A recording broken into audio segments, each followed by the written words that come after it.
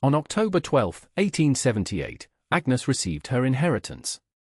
It consisted of 2 woolen blankets, a cast iron skillet, $27 in worn currency, and the mule she had brought to the marriage. Her husband's brother, Marcus, a man whose charity was as thin as winter ice, delivered the inventory on the porch of the house she was no longer welcome in. He did not meet her eye. He spoke to the air just past her shoulder, the language of reasonable dismissal perfected by men of minor authority. "This is more than fair, Agnes." Jacob's debts were considerable, she did not argue. She did not look back at the clapboard house or the fields her own hands had helped to clear. She packed the skillet and the blankets onto the mule, secured the currency in an inner pocket of her dress, and walked away from the 600 acres of bottomland that had been her life.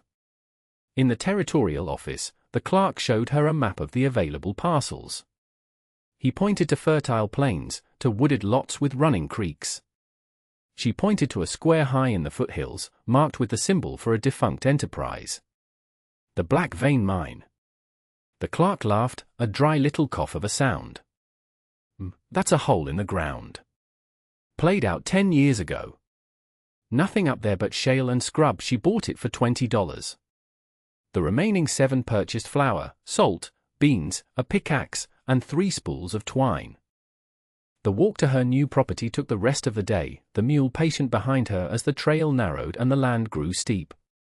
The settlers in the valley below, the ones who had known her as Jacob's wife, watched her go. They saw a lone woman and a mule climbing toward a dead mine, and they saw a fool. The first winter was the crucible. Agnes made her shelter in the mine's entrance, a wide, stable arch reinforced with heavy timbers now petrified with age and mineral seepage. Outside, the wind scoured the mountainside and the temperature dropped to 20 below zero, freezing the creek in its bed. But 10 yards inside the mine, the air held at a constant, remarkable 54 degrees. The mountain breathed a slow, deep breath, indifferent to the seasons. She sealed the entrance with a heavy curtain made from one of the blankets, leaving a small gap for air. Her life contracted to a circle of meager light cast by a tallow lamp. The problems were stark and elemental, there was no soil, and there was no sun. She rationed her food, the rhythm of her days marked by the slow chewing of beans and hard bread. During this enforced stillness, she began to notice things. The air was not stagnant, a faint, steady current flowed from the deeper dark. Water, tasting of iron and lime, seeped from 100 fissures in the rock, collecting in pools so clear they were invisible until disturbed. And in a side tunnel, far from the entrance, a faint luminescence pulsed from the walls. It was a sprawling colony of foxfly, a pale green fungus that clung to the damp rock, casting a ghostly light sufficient to see the contours of her own hands. She did not see a curiosity, she saw a possibility. The mountain was not dead. It was merely sleeping, and in its dreams, it held warmth, water, and a strange, cold light. She began to explore, the pickaxe in one hand, her lamp in the other, mapping the tunnels not by distance, but by the quality of their darkness and the taste of their air. The creation of soil was an act of geological patience. She could not haul tons of earth up the mountain, so she would have to make it. She had observed how the softer shale fractured and crumbled under the repeated freeze-thaw cycle at the mine's entrance. Inside, where the temperature was stable, the rock was eternal. She needed to accelerate time. Her first discovery was a deep cavern filled with centuries of back guano, dry and potent. It was a treasure beyond gold. She began a compost pile in a wide, level chamber near the fungal light, a careful layering of her own waste, the mule's manure, and armfuls of dry scrub and hardy weed she gathered from the mountainside. To this, she added the guano. For aggregate, she used the pickaxe not to excavate, but to pulverize. She found a vein of soft, flaky soapstone and spent weeks chipping at it, then grinding the pieces between 2 flat rocks until she had a gritty powder. She mixed this with the compost, turning it over and over with a shovel she fashioned from a piece of scrap metal and a sturdy branch. The water from the mineral seeps kept the pile damp. It was slow, back-breaking alchemy, turning rock and waste into life. She built her first planting beds with stones, low-walled rectangles filled with the dark, rich-smelling substance she had made. They were small, no more than 3 feet by 5, but they were hers. While she worked, she learned the mine's acoustics. A dropped stone would echo for a full minute in the great chambers, but fall with a flat thud in the narrow tunnels, absorbed by the soft, damp coal dust that still clung to the walls. She learned to navigate by sound and by the subtle shifts in temperature that signaled a deeper passage or a connection to the surface she had not yet found. Her first crop was potatoes. She planted the eyes from the last few spuds in her sack, burying them in the manufactured soil under the pale green glow of the foxfire. For weeks, she watched the beds with an intensity bordering on prayer. The first pale shoots that broke the surface were a vindication more profound than any sermon. They were etiolated, certainly, but they were alive. She followed the potatoes with carrots and beets, root vegetables that did not demand the sun. To amplify the faint light, she took the lid of a biscuit tin she had found discarded on the trail and polished it with shale dust until it shone. She angled it carefully, catching the fungal luminescence and directing it onto a single bed, a tiny, personal sunbeam in the immense dark. The harvest was meager by any surface standard, but for her, it was a feast. The potatoes were small but dense, the carrots pale but sweet with the taste of the mountain's minerals.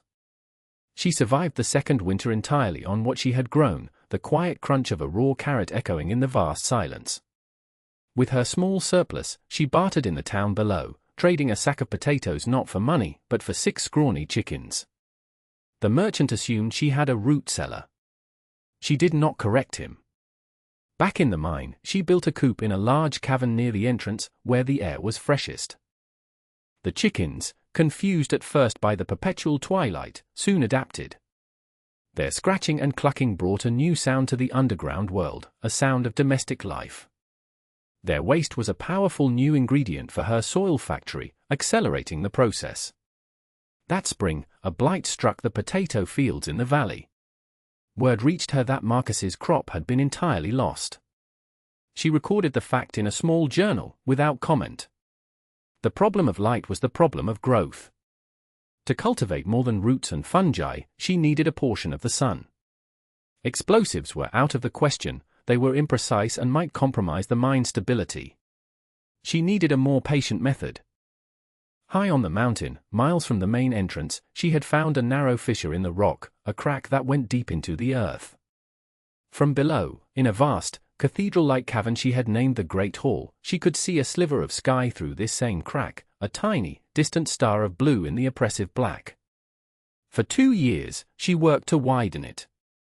In the autumn, she would haul water up to the fissure and pour it deep into the rock. In the winter, the water would freeze, the irresistible, slow-motion power of the ice expanding the crack by a fraction of an inch.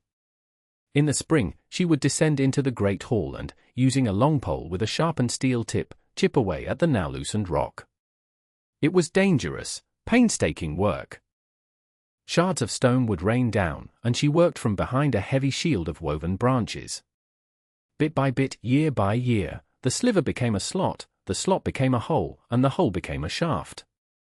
A pillar of pure, unfiltered sunlight now pierced the darkness of the Great Hall, moving across the floor as the day progressed.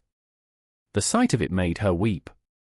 She immediately began construction of a complex array of reflectors, more polished tin, pieces of salvaged mirror, even sheets of mica she painstakingly split and flattened. These she positioned to catch the primary beam and bounce it down intersecting tunnels, casting a diffuse, usable light into new sections of the mine.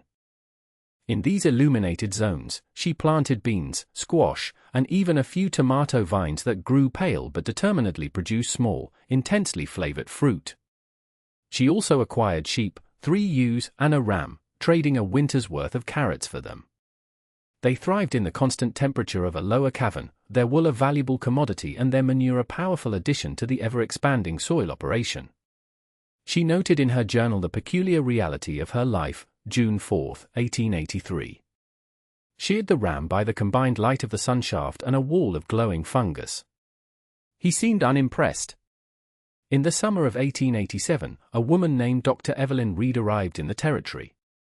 She was a geologist and botanist from a Boston university, dispatched to survey the region's unique flora and mineral deposits. In town, she heard the dismissive stories of the mine widow who supposedly grew vegetables in the dark.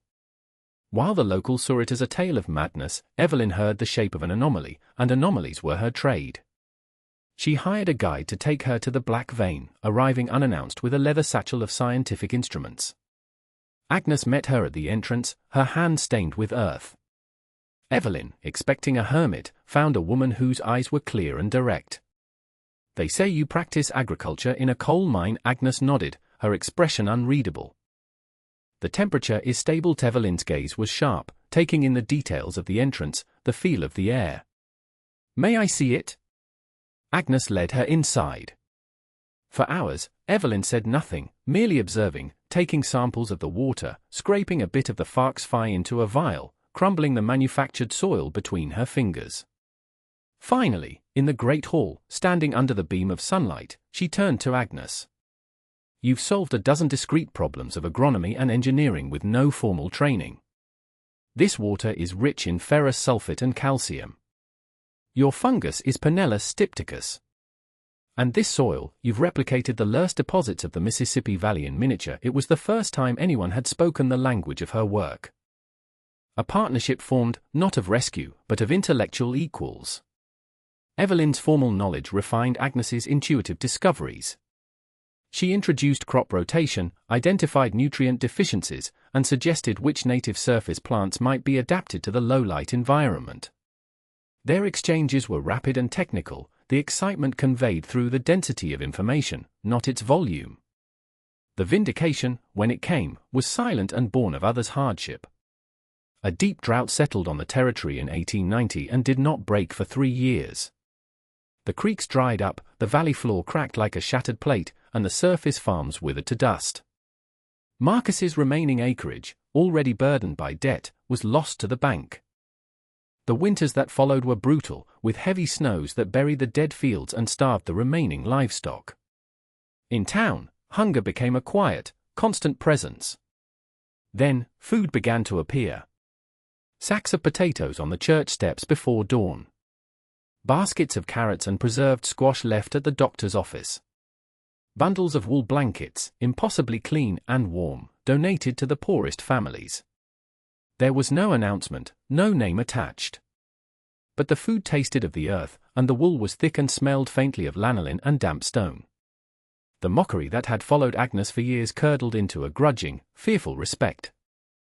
The whispers changed from crazy mine widow to the woman in the mountain. The final seal of approval came from Professor Albright, the lead surveyor for a new railroad spur. A man of science and reputation, he was intrigued by the rumors and the tangible evidence of the produce. He requested a visit. Agnes and Evelyn gave him a tour. He spent 2 days underground, taking meticulous notes, drawing schematics of the light shafts and irrigation channels.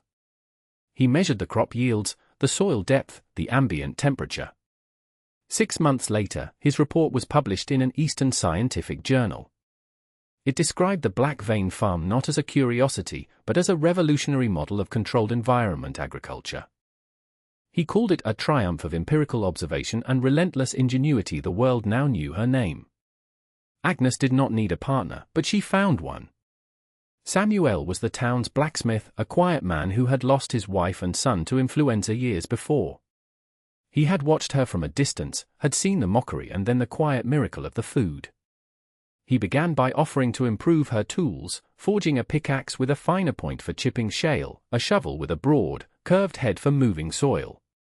He never offered advice, only his craft. He would listen as she described a problem, the need for a better hinge for a water gate, a more durable hook for a pulley, and return a week later with a piece of perfectly wrought iron that solved it. Their courtship was a sequence of shared problems and silent, functional solutions. They married in the spring of 1892, not in a church, but at the entrance to the mine, with Evelyn Reed as their witness. Their life together unfolded in the steady rhythms of the underground farm. They had 4 children. The eldest, a son, inherited his mother's methodical patience, keeping the detailed journals of crop yields and soil composition. The second, a daughter, had a gift for animals, her quiet presence calming the sheep, her sharp eye spotting the first sign of illness in the chickens. Their third child, another son, possessed Samuel's engineering mind, and as a young man he designed and built a system of water wheels in an underground river Evelyn had discovered, generating power for grinding grain and pumping water to the higher levels. The youngest daughter became a botanist in her own right, mentored by Evelyn, crossbreeding plant varieties to create strains that thrived in the mine's unique conditions. While her family grew, the last vestiges of her past life faded. News came, years late, that Marcus had died destitute in a city far to the east. Agnes noted it in her journal, a single, factual line closing a chapter she had long since finished reading. Decades passed. The world outside churned with progress and violence. A great war began and ended, and during those years of rationing and scarcity, the quiet, steady output of the Black Vein farm became a pillar of the regional economy. Its ledgers recorded not just bushels of potatoes and beans, but tons of produce shipped by rail to feed distant cities. The farm was no longer a simple network of tunnels, it was a subterranean agricultural complex. The original light shaft in the Great Hall had been supplemented by 3 more, each one a testament to years of patient labor. An intricate system of stone-lined aqueducts, modeled on designs Evelyn had found in old Roman texts, carried water to every corner of the vast network. The children were grown, with families of their own, all living and working within the mountain's embrace. Agnes and Samuel grew old together, their movement slower but their purpose undiminished. Evelyn Reed had passed away peacefully in her small cottage near the mine entrance, leaving her library and her life's work to Agnes's youngest daughter. Agnes, now past 70, walked the tunnels with a cane Samuel had made for her, its iron tip ringing on the stone floors. She knew every passage, every seep, every shift in the mountain's breath. In the winter of 1925, a sickness took hold in her lungs. She did not fight it. She lay in her bed, in a room carved from the living rock, and gave her final instructions. Her voice was thin, but her words were precise. The pump in level 3, she told her eldest son. The gasket is wearing. It will need to be replaced by spring, he assured her it would be done. She nodded, satisfied, and closed her eyes. January 14, 1926. The frost on the surface is 4 inches thick. Temperature inside remains 54 degrees. The new strain of winter wheat is sprouting in the west quadrant, lit by the 3rd shaft. The yield looks promising. The mountain provides. This was the final entry in the journal of Agnes. Her death was marked by no grand monument. Her grave was a simple stone marker on the mountainside, overlooking the valley she had left behind half a century before. But her work continued. Her children and grandchildren managed the farm, expanding it, refining the systems she had put in place. Professor Albright's paper on the Black Vein project became a foundational text for the new science of hydroponics and closed-system agriculture. Researchers from around the world made pilgrimages to the mine, studying its elegant, self-sustaining ecosystem. They marveled at the soil, now feet deep in some caverns, a living testament to one woman's refusal to accept the limits of her world. The light shafts Agnes had carved with ice and iron still funneled sunlight into the deep earth. The water still seeped from the rock, rich with the minerals that gave the food its unique, vital taste. Years later, her great-granddaughter, a young woman with her ancestors' quiet eyes, knelt in the Great Hall. She pushed a thermometer into a germination bed, checking the temperature. The reading was 54 degrees. The air was still, the light soft, and deep within the rock, the mountain continued its slow, steady breath.